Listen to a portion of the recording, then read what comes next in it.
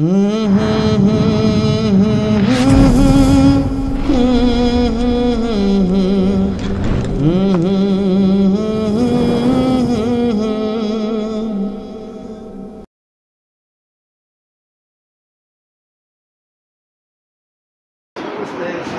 আলাইকুম ওয়া রাহমাতুল্লাহি ওয়া বারাকাতুহু।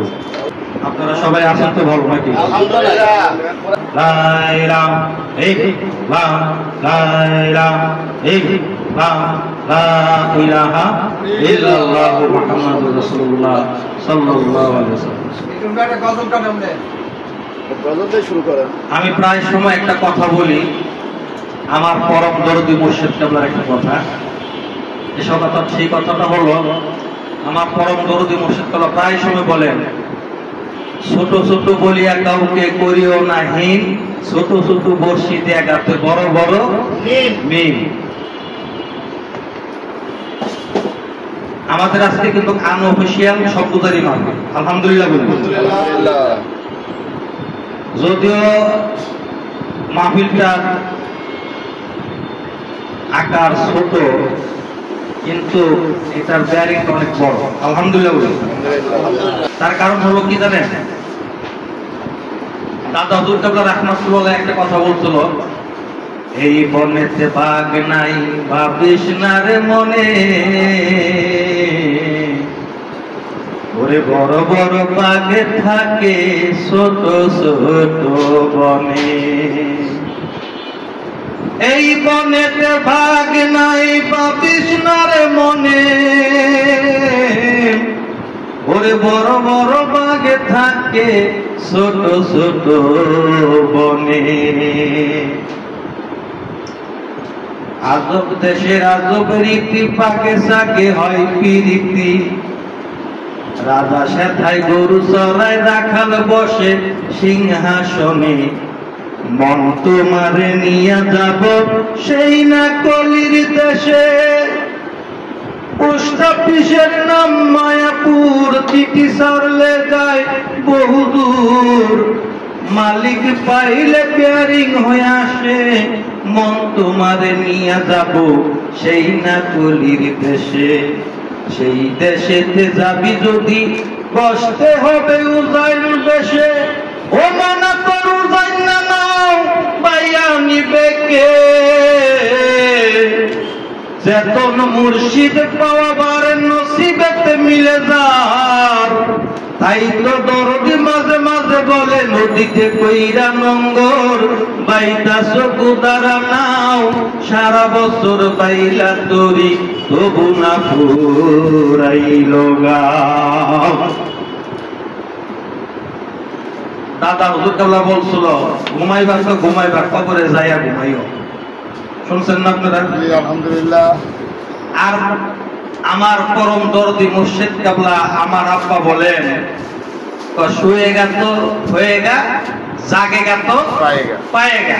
সুবহানাল্লাহ। সুবহানাল্লাহ।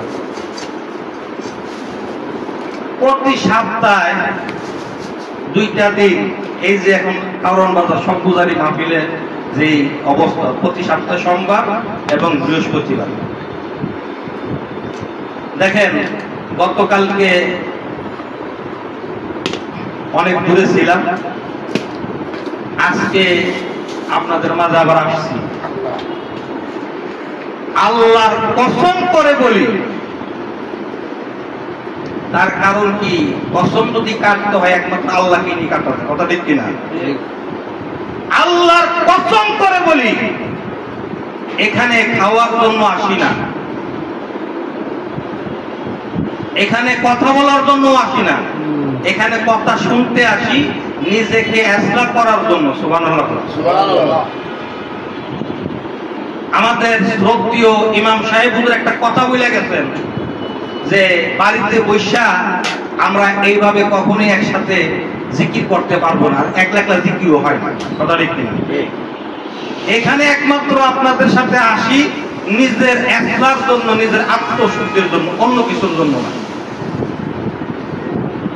আপনাদেরকে পাইলে আমার কাছে ভালো লাগে, আবার আমিও যদি আসি আপনাদেরকে ভালো, আপনাদের কাছে ভালো লাগে, কথা ঠিক। আর ভালো লাগার থেকে কি হয়? ভালোবাসা। ভালোবাসা। কত ভালোবাসি তোমায়, ভরে না তো মন আমার, ভরে না তো মন। কত ভালোবাসি তোমায়, ভরে না তো মন আমার, ভরে না তো মন। মনে হয় মুর্শিদ তোমায় ভালোবাসি রে জনম জনম। মনে হয় তোমায় ভালোবাসি গো মুর্শিদ জনম জনম। কত ভালোবাসি তোমায়, ভরে না তো মন আমার, ভরে না তো মন। ভালোবাসার শুরু আছে, তার কি শেষ আছে? নাই। ভালোবাসার শুরু আছে, তার শেষ নাই। আমার আপনার নবী, নবীদেরও নবী, হায়াতুন নবী, জিন্দা নবী, ইমামুল মুরসালিন, মক্কার মতি, মদিনার জ্যোতি, রাসূলে আরবি, রাসূলে খুদা সাল্লাল্লাহু আলাইহি সাল্লামকে সাহাবারা ভালোবাসছে তাদের জানের চেয়েও বেশি। কথা ঠিক কিনা?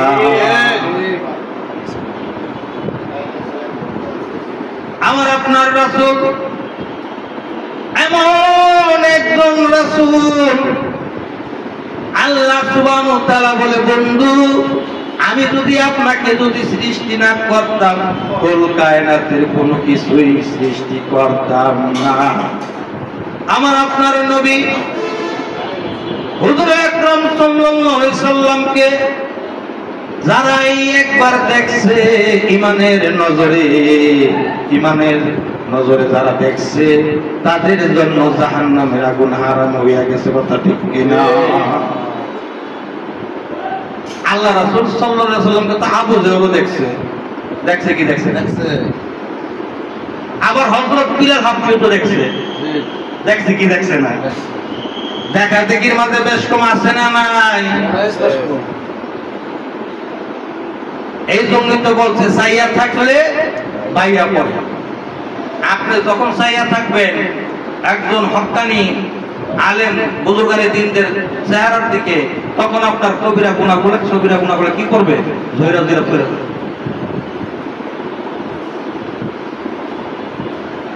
দাইহাতুল কলব নাম শুনছেন না? দাইহাতুল কলবের নাম শুনছেন তো আপনারা? আইয়ামে জাহিলাতের যুগ, এটা কি শেষ হয়ে গেছে না চলমান আছে? আইয়ামে জাহিলাতের যুগ বুঝেন তো? এটা কি চলে গেছে না চলমান আছে? চলবে কিয়ামত পর্যন্ত। কথা ঠিক কি না? আইয়ামে জাহিলাতের যুগে হযরতে দাইহাতুল কলব যখন ঈমান আনেন নাই, দাইহাতুল কলব তার নিজ হাতে 70 থেকে 72টা কন্যা সন্তান জীবন্ত পাথর চাপা দিছে। আপনারা ঘটনা জানেন, ইতিহাস জানেন। ও আমার বন্ধুরা, এগুলা কেন বলি? তার কারণ বুঝতে হবে। আমার আপনার নবী, আমার আপনার রাসূল, আমার আপনার জন্য কি একটা পথ, কি একটা পথের দিশা আমাকে আপনাকে দেয়া গেছে। তার কারণ অনেকে জানেন কিন্তু অনেকে মানেন না, আবার অনেকে জানেন অনেকে হয়তো বুঝেন না, তাই হয়তো মানেন না। বন্ধুরা আমার, দাইহাতুল কলব উনি এক সফরে যাবে। সফরে যাওয়ার সময় তার স্ত্রী গর্ভবতী ছিল।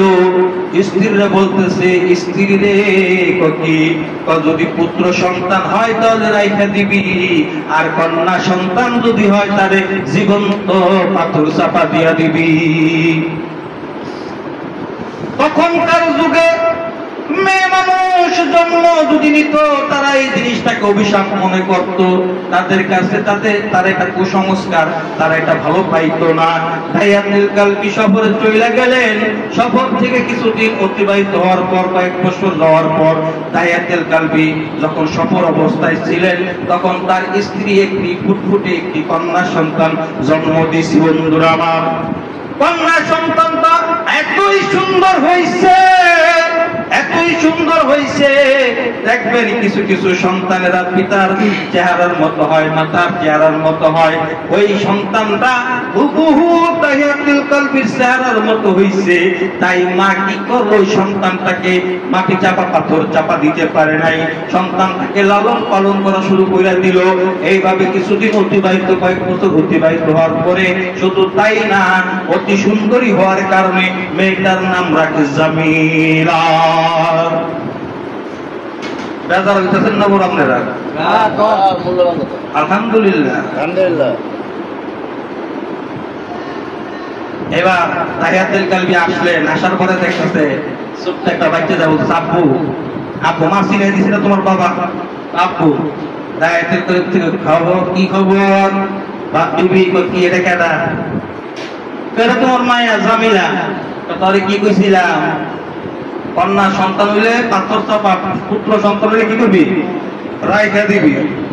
কামটা করছিস কি? স্বামী গো কি মারতে চাইছিলাম, কিন্তু সন্তানটার চেহারা তো তোমার চেহারার মতো হয়ে গেছে, এই জন্য আমি তাকে মারতে পারি না, রাইখা দিছি। দেখো না কত সুন্দর ফুটফুটে। ও আচ্ছা ঠিক আছে, একদিন যায়, 2 দিন যায়, 3 দিন যায়। এবার দাহিয়াতুল কালবি বলে, দে দে জামিলারে আমার সাথে দে, তোর বাবার বাড়ির থেকে একটু বেড়াইয়া আসি। জামিলার মা দাহিয়াতুল কালবির বিবি মেয়েটারে গোসল করাইয়া, সুন্দর করে সাজুগুজু করাইয়া, সাজসজ্জায় সজ্জিত করে মেয়েটাকে যখন দেয়, মার মনটা জানি কিরকম কিরকম ছটফট ছটফট করে। আমার আজকে মনটা এমন লাগতেছে কেন, আজ আমার কি হইল, আমার জন্য লাগতেছে কি যেন নাই, কি যেন নাই। এবার দাহিয়াতুল কালবির স্ত্রী বলে, স্বামী গো, কেন জানি আজকে আমার কাছে এতটাই খারাপ লাগতেছে। ও স্বামী, আমি আপনাদেরকে বিদায় দিতেছি, কিন্তু আমার বাড়িতে ফিরে যাইতে মন চাইতেছে না। স্বামী গো, ও স্বামী, আমি রাস্তায় দাঁড়াইয়া থাকবো, আপনারা যে পর্যন্ত না বাড়িতে ফিরে আসবেন। এবার জামিলার মা কান্দে আর জামিলাকে বিদায় দেয়। দাহিয়াতুল কালবি কি করে, এবার বাচ্চা শিশুটাকে জামিলাকে নিয়ে যাইতে যাইতে যাইতে যাইতে একটা পাহাড়ের কাছে যায়, পাহাড়ের উপরে ওঠে। ওইটা এবার পাহাড় যে কাটে, ওই পাহাড় কাটতেছে, গর্ত করতেছে। এবার জামিলা বলতেছে, আব্বু আপনি পাহাড় গর্ত কেন করতেছেন? আপনার তো গাম দিয়ে দিচ্ছে সারা শরীরে, আপনার তো গাম করতেছে সারা শরীর ভাইয়া। আও আব্বু, এত কষ্ট কেন করতেছেন? এই কষ্ট করার দরকার কি?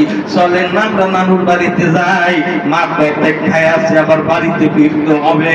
দাহিয়াতুল কালবি এত নিষ্ঠুর ছিল তার মন গলে নাই জামিলার কথা শুনে। এবার কি করে, গর্ত যখন খোঁড়া হইয়া যায়, এবার জামিলাকে ধাক্কা দিয়া ওই গর্তের মাঝে ফালাইয়া দেয়। এবার জামিলা কয়, বাবা তুমি আমার গর্তের মাঝে ফালাইয়া দিছো, বাবা তো তোমার হাতে ধরে পায়ে পড়ে তুমি আমার সাইরা দাও। ও বাবা, আমি এমন এক দেশে চলে যাব যেখানে তুমি দাহিয়াতুল কালবির কেউ চিনে না, আমি দাহিয়াতুল কালবির মেয়ে জামিলা কেউ জানবে না, বাবা গো ছেড়ে দাও। এবার দাহিয়াতুল কালবি নিষ্ঠুর পাষাণের মতো কি করলো, জামিলাকে এবার পাথর চাপা দেওয়া শুরু করলো। যতক্ষণ পাথর চাপা দেয় ততক্ষণ শুধু বাবা বাবা করে ডাকতে আসে, বাবা আমারে তুমি ছাইরা দাও, ও বাবা ছাইরা দাও। নিষ্ঠুর দাহিয়াতুল কালবির পাথর গলে যায়, কিন্তু দাহিয়াতুল কালবির মন গলে না। এবার দাহিয়াতুল কালবি জামিলাকে পাথর চাপা দিয়া এবারে কি করলো, বাড়িতে যায় জামিলার মা, বলে স্বামী আমার জামিলা কই। এবার বিবি কান্দে, বিবির চোখের পানি লেগে মন কান্দে, দায়াতুল কলবি। এবার দায়াতুল কলবি কয় বিবি রে, আমি তো জামিলার আমার নিজ হাতে পাথর চাপা দিয়ে আইছি। ও জামিলা পাথর চাপা দিয়া বাড়িতে তখন আসি, যতটুকু আসি ততটুকু যেন আমার কানে বাড়ি খাই, জামিলা আমার বাবাকে ডাকতেছে। বিবি রে, নিজের মাঝে অনুশোচনা এসে পড়ল, অনুতপ্ত হয়ে গেছি। এখন অনুতপ্ত আর অনুশোচনা হইলে তো আর উপায় কোনো কাজ হবে না, যেহেতু আমি আমার মেয়েকে, আমার নিজ কন্যাকে আমার নিজ হাতে আমি পাথর চাপা দিয়ে মাইরা আসছি। বিবিরে কি করতে পারি? এবার বিবি বলে স্বামী চলেন আল্লাহ রাসূলের দরবারে যাই, দেখি কোন সুরা হয় কিনা। এবার দাইয়াতুল কলবি তার বিবিকে নিয়া আমার আপনার নবীর দরবারে যায় হাজির হইয়া গেছে। কন্যা সুবহানাল্লাহ। আল্লাহর নবী, নূরের নবী গো, আপনি নবী আমার জীবনের জীবন। আল্লাহর নবী, মায়ার নবী গো, আপনি নবী আমার জীবনের জীবন। আপনি আমার জীবন সাথী, অন্ধকার কবরের বাতি। আপনি নবী আমার দিন দুনিয়ার দম। আল্লাহর নবী, মায়ার নবী গো, আপনি নবী আমার জীবনের জীবন। এবার দাহিয়াতুল কলবি যখন আল্লাহ রাসূলের দরবারে গেলেন, আল্লাহ রাসূলের গায়ের চাদর বিছাইয়া দাহিয়াতুল কলবিকে বসার জন্য ব্যবস্থা করে দিয়েছে। সুবহানাল্লাহ। কাকে? কি দিছে? আল্লাহ রাসূল। আল্লাহ রাসূলের গায়ের চাদর দিয়েছে দাহিয়াতুল কলবিকে বসার জন্য। এবার দাহিয়াতুল কলবি যখন বসলো, বৈশা কাঁদতেছে আর বলতেছে, মুহাম্মদ বিন আব্দুল্লাহ, আমি যে অন্যায় করেছি, যে পাপ করেছি, আমার বোধ হয় আল্লাহ সুবহানাহু ওয়া তাআলা আমাকে মাফ করবেন না। বলতেছে কি করছো? তখন বর্ণনা দিলেন জামিলাকে কিভাবে হত্যা করা হয়েছে, তাকে কিভাবে মারা হয়েছে তা বর্ণনা দিলেন। বর্ণনা দেওয়ার পরে আমার আপনার রাসূল দুইটা চোখের পানি দিয়া পক্ষ জমিন বাসায় দিয়েছে। কন্যা সুবহানাল্লাহ। এবার আমার আপনার রাসূল বলতেছে, দাহিয়াতুল কলবি রে, তুমি এই ঘটনাটা আবার আমাকে বলো। এবার দাহিয়াতুল কলবি আবার বললেন, বলার পরে বলতেছে এখন কি করবা? মুহাম্মদ বিন আব্দুল্লাহ, এর থেকে আমি পরিত্রাণ পাবো কি করে? এবার বলতেছে তুমি ইসলামের সুশীতল ছায়ার তলে আইসা করো, তোমার সমস্ত কিছু মাফ হয়ে যাবে। এবার দাহিয়াতুল কলবি বলতেছে, মুহাম্মদ বিন আব্দুল্লাহ রে পড়ায়া দাও না সেই মধুর কালিমা লা ইলাহা ইল্লাল্লাহু মুহাম্মাদুর রাসূলুল্লাহ সাল্লাল্লাহু আলাইহি ওয়াসাল্লাম। ইসলামের সুশীতল ছায়ায় কালেমা পড়া মুসলমান তখন হইলেন, ঈমান যখন আনলেন, ঈমান আনার পরও দাহিয়াতুল কলবি কাঁদতেছে। কান্দোকা কান্দোকা ইয়া রাসূলুল্লাহ, তো কি যে অন্যায় করছি, নিজের হাতে 70 থেকে 72টা কন্যা সন্তান আমি জীবিত পাথর চাপা দিছি, আর নিজের কন্যা সন্তানটাকে পাথর চাপা দিয়ে আসলাম, আমার বোধ হয় আমাকে আল্লাহ তাআলা মাফ করবে না। বলতেছে ও দাহিয়াতুল কলবি কি?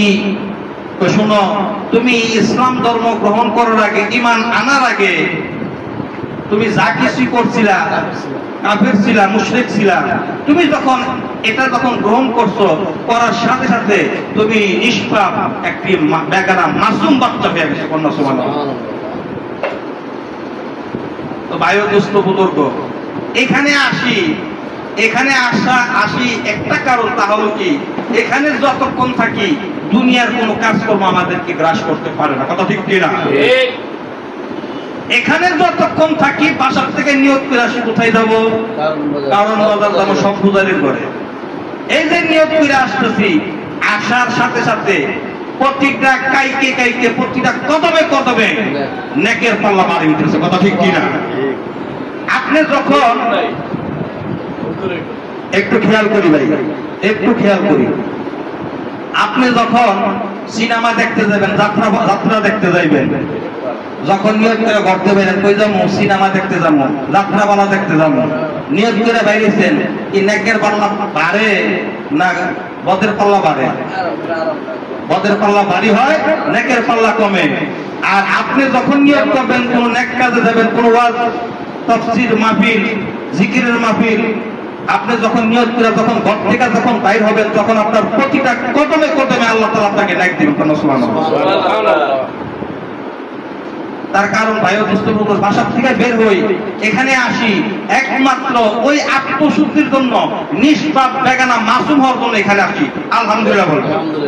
তার কারণ কি? আমার করতেন না, তার জন্য একটু মহব্বত, একটু প্রেম দিয়া তাকে স্মরণ করবেন। আল্লাহ বলতেছে, আমাকে একা একা পাইবা না, আমাকে পাইতে গেলে আগে আমার রাসূলকে পাও, আর রাসূলকে পাইতে গেলে একজন হক্কানি কামিল এবং পীর মুর্শিদকে পাও। কারণ পীর মুর্শিদ কোন মকসুদ না, মকসুদ হলো আল্লাহ এবং আল্লাহ রাসূল সাল্লাল্লাহু আলাইহি সাল্লাম। এই জন্যই তো আমরা তালিম ইসলাম মানিকগঞ্জ দরবার শরীফে গেছি, ওইটা হলো নবী প্রেমের একটি মার্কাজ। সুবহানাল্লাহ। বিশ্ব ভালোবাসার প্রতীক হলেন কে? হুজুর আকরাম সাল্লাল্লাহু আলাইহি সাল্লাম, যার কাছে ভালোবাসার কোনো অভাব ছিল না। কথা ঠিক কিনা? এক কাফের যাইয়া মসজিদে নববীতে দাঁড়িয়ে প্রস্রাব করতেছে, তখন আল্লাহ রাসূল সাল্লাল্লাহু আলাইহি সাল্লাম সাহাবাদেরকে নিয়ে মসজিদে নববীতে প্রবেশ করলেন। ওইরা দেখতেছেন কি, একজন লোক, এক কাফের ছেলে, যুবক, সে দাঁড়ায় দাঁড়ায় প্রস্রাব করতেছে। হযরত ওমর রাদিয়াল্লাহু তাআলা কি করলেন? এই তরবারির মধ্যে হাত দিলেন, যে তার কাপ থেকে মাথা আলাদা করে। কত বড় সাহস কাফেরের বাচ্চা, যে মসজিদে নববীতে দাঁড়িয়ে উঠতেছে, প্রস্রাব করতেছে। আল্লাহ রাসূল বলতেছে, ওমর তো কি কয়, খামোশ, তাকে তার জরুর ছাড়তে দাও। কাফের কি করলেন? জরুর ছাড়লেন। জরুর ছাড়ার পরে এবার কাফের ছেলেটা যখন শেষ হইল, তখন আল্লাহ রাসূল বলতেছে, তোমাদের ধর্ম উপাসনালয়ে যায় যদি আমরা যদি এরকম কথাচার করি, তাহলে তোমাদের কাছে কেমন লাগবে? খারাপ লাগবে। তাহলে আমাদের তো মুসলমানদের জন্য এটা একটা ধর্ম উপাসনালয়, মসজিদে নববী, তুমি যেখানে প্রস্রাব করছো, আমাদের কাছে কেমন লাগবে? খারাপ তো লাগছে। তার কখন এগুলো করবা? না করবো। ঠিক আছে, চলে যাও। ছেলেটা যাইতেছিল, পথের মাঝে তার মনের মাঝে, তার হৃদয়ের মাঝে ইনকালাবের সৃষ্টি হয়ে গেল, যে মুহাম্মদ বিন আব্দুল্লাহর সাথে তো ওমর খাত্তাবের ছিল, ওমর ছিল, সে তো তার তরবারের আঘাত থেকে তো বাঁচতে পারে না। ইচ্ছা করলে তো আমার ঘাট থেকে মাথা আলাদা করে দিতে পারতো, কিন্তু আমাকে তা না করে আমাকে করতো, ধরো একটা সিম্পেথি দেখায়, আমার প্রতি একটা উদারতা, মহব্বত, ভালোবাসা দেয়, আমাকে কত সুন্দর করে বিদায় করে দিল। এই মানুষটা কখনো সাধারণ মানুষ হইতে পারে না। এবার কাফের কি করলেন? ওখান থেকে ঘুরা আল্লাহ রাসূলের কাছে আবার যে হাজির। সুবহানাল্লাহ কোন? আরেকটু আসতে কোন? সুবহানাল্লাহ।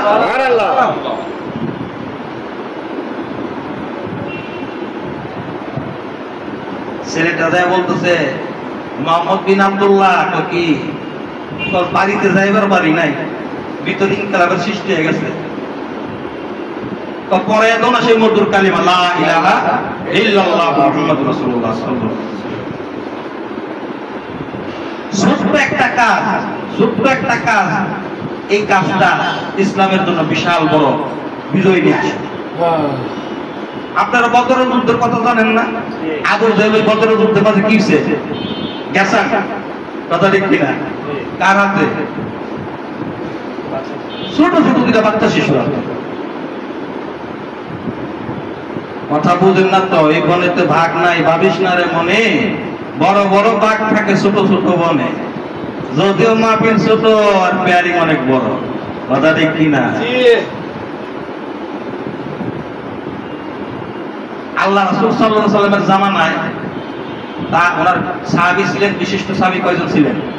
4 জন। 2 জন হলো শ্বশুর, 2 জন হলো মেয়ের জামাই।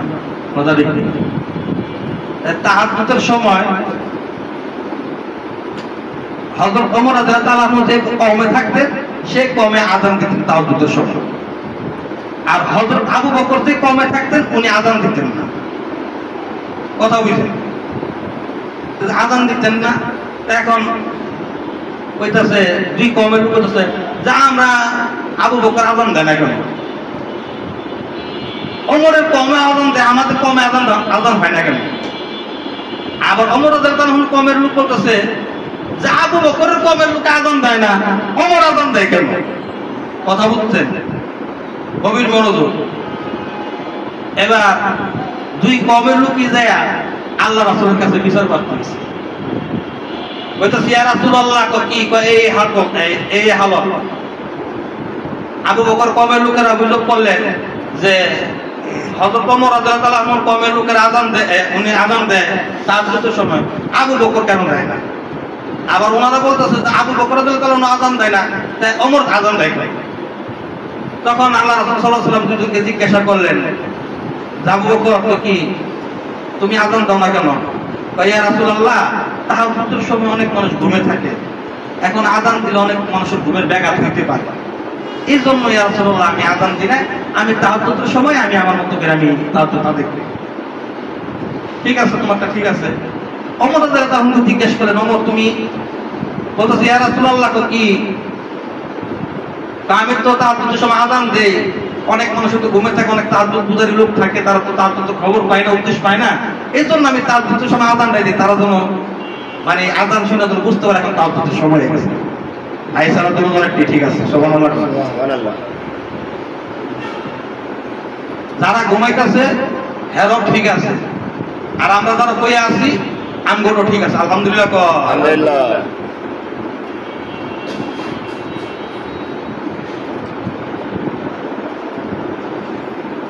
ইহুদির সাথে মুসলমান সাহাবীর জায়গা নিয়ে দরবার লাগছে, জায়গা নিয়ে দরবার লাগছে। মুসলমান সাহাবী কইতাছে আল্লাহ রাসূল তো ফাইসালা আমার পক্ষেই দিব, ইহুদির পক্ষে কি কোনো ফাইসালা দিব এই ইহুদি। আল্লাহ রাসূল সাল্লাল্লাহু আলাইহি ওয়াসাল্লাম দরবারে গেছে, দেখা যায় কইতাছে ইয়া রাসূলুল্লাহ এই অবস্থা। তখন আল্লাহ রাসূল তো ন্যায় বিচারক ছিলেন, কথা ঠিক কিনা। এবার আল্লাহ রাসূল সাল্লাল্লাহু আলাইহি ওয়াসাল্লাম হিসাবপত্র মিলাইছিলেন, দেখলেন যে জায়গার মালিক ইহুদি। আমার সাহাবী মুখ করে গাইতেছে, কথা বুঝছেন না। পর্দা ইহুদির পক্ষে রায় দিলেন আল্লাহ রাসূল। আল্লাহ রাসূল যখন ইহুদির পক্ষে রায় দিলেন, মুসলমান সাহাবী সেটা মানতে নারাজ। মুসলমান মানতে নারাজ, তা বলতেছে যে না আল্লাহ রাসূল যে ফয়সালা করে দিয়েছে এই ফয়সালা মানতে রাজি না। গেলেন আবু বকরের কাছে, ভাই আবু বকর কি এই হালত যে আমার কাছে আসার আগে তুমি কি কারো কাছে গেছো বা গেছি, কার কাছে গেছো, তা আল্লাহ রাসূলের কাছে গেছি, তা আল্লাহ রাসূল বিচার করে দিয়েছে, এখন তুমি বিচার মানো না। তো না বিচার মানি না, তুমি একটা ফয়সালা করে দাও, তোমারটা মানো। তো যেখানে আল্লাহ রাসূল সাল্লাল্লাহু আলাইহি ওয়াসাল্লাম ফয়সালা করে দিয়েছে সেখানে আমি আবু বকরের মাতদুরি চলবো না। এবার আবু বকরের পরে গেল কার কাছে, হযরত ওসমান রাদিয়াল্লাহু আনহুর কাছে। হযরত ওসমান রাদিয়াল্লাহু আনহু কি আমার কাছে আসার আগে কারো কাছে গেছো না বড়, তো গেছি। তো কার কাছে গেছো, আল্লাহ রাসূলের কাছে গেছি, আবু বকরের কাছে গেছি। তা আবু বকর কি কইলো, তা আবু বকর কইছে যে জায়গা আল্লাহ রাসূল বিচার করে দিয়েছে ফয়সালা করেছে এখানে আবু বকর কোনো মাতবরি করবে না। তো যেখানে আবু বকর মাতবরি করতে পারে না সেখানে আমি ওসমান কি পাবো। গেল আলী রাদিয়াল্লাহু আনহু কি কথা গেছে, এবার ওমর রাদিয়াল্লাহু আনহুর কাছে। কার কাছে গেছো, এরকম এরকম ঘটনা। ও তাই না, আল্লাহ রাসূল ফয়সালা করেছে মানতে পারো না, কোনা তাহলে একটু বসো, আমি যে ফয়সালা করে দেবো আমার ফয়সালা তুমি মাইনা নিবা। হ্যাঁ অবশ্যই ফয়সালা মাইনা নিব। তাহলে একটু বসো। উনি হুজুরের মাঝে গেলেন, তরবারি নিয়ে আসলেন, গাড়ি একটা কূপ দিলেন, মাথাটা আলাদা করে ফেলেন, কন্যা সুবহানাল্লাহ। বলতেছে যে আল্লাহ রাসূল সাল্লাল্লাহু আলাইহি ওয়াসাল্লামের ফয়সালা মানে না, তার এই দুনিয়াতে থাকার অধিকার নাই। মানিকগঞ্জ পীর সাহেবের কাছে আমরা পায়া খুশি মুড়ি দিয়েছি, আমরা মুড়ি দিলাম মুখে মুখে, মুখে মুখে। বছরে একবার যাই, 3 দিনের জন্য পিকনিক করে রাইন্দা বেড়ে খাই, শেষ একটা দেয়, আর বছরে খবর নাই।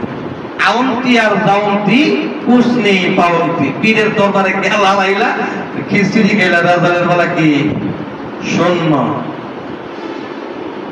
আল্লাহ রাসূল সাল্লাল্লাহু আলাইহি সাল্লামের সেই আদর্শকে ধরে রাখছে যারা হক্কানি কামেলে মুকাম্মেল পীর ও মুর্শিদ, ঠিক এরকমই একজন শায়েখ আমরা দরদ করে একজন মানুষ পাইছি। তিনি হলেন আমার আপনার পরম দরদি মুর্শিদ কেবলা আল্লামা আলহাজ হযরত মাওলানা মুফতি সাইকুল হাদিস ডক্টর মোহাম্মদ মনজুরুল ইসলাম সিদ্দিকী দামাত বারকাতুম মাকদিস জিলুল আলিয়া। এতে কোনো সন্দেহ আছে? কোনো সন্দেহ আছে? এই জন্যই তো এরকম একজন দরদ করা শায়েখ পায়া, দরদ করা মানুষ পায়া, তাই তো মাঝে মাঝে ওই যে মানিকগঞ্জে যায়, এই যে মানিকগঞ্জ যখন যাই ওখানে গেলে ছেলে মেয়ের খবর থাকে না, থাকে সংসারের খবর থাকে, ব্যবসা বাণিজ্যের খবর থাকে, দিন দুনিয়ার কোনো কিছুরই খবর থাকে না। এই যে আইসি চলতেছে। এই যে এখন আসছি, আজকে সোমবার যে মঙ্গলবার করলো, তো মঙ্গলবার তো মনে করো না, বৃহস্পতিবার হয়তো সব পূজাই কইরা হয়তো শুক্রবার শনিবার আবার চলে যাবো ব্রাহ্মণ বেরিয়ে।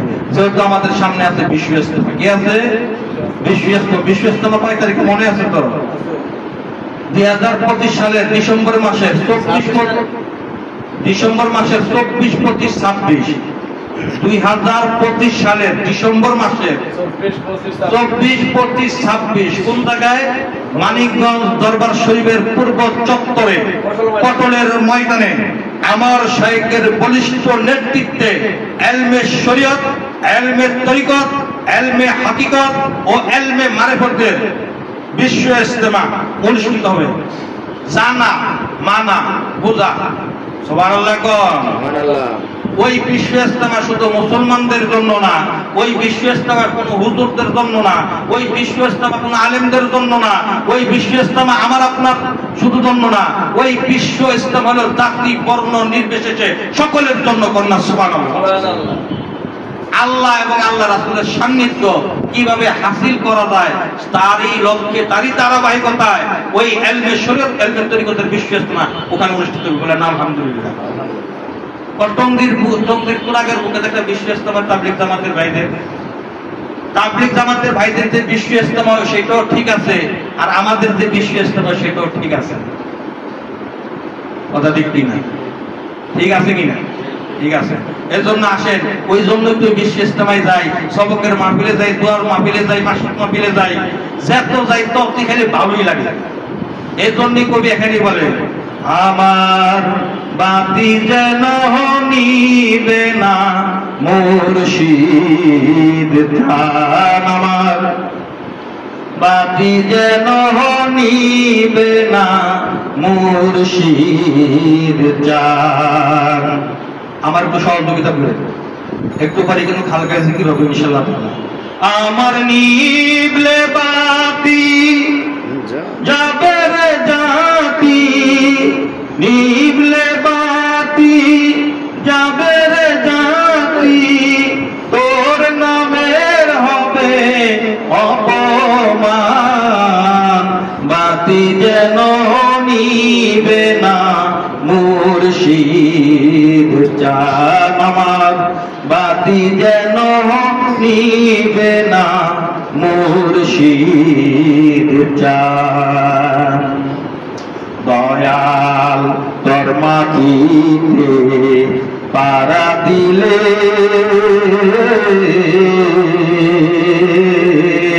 ওর দিলে বড়ই শান্তি রে মিলে। দয়াল তোর মাটিতে পারা দিলে ওরে দিলে বড়ই শান্তি রে মিলে। আমার গরবারিয়ার লয় না মনে, আমার গরবারিয়ার লয় না মনে, কিসের ছেলে পোলাপান, বাতি যেন নিবে না মুর্শিদ জান, আমার বাতি বাতি যেন নিবে না মুর্শিদ চাঁদ। আমার নিবলে বাতি যাবে রে জাতি, নিবলে বাতি যাবে রে জাতি, তোর নামের হবে অপমান।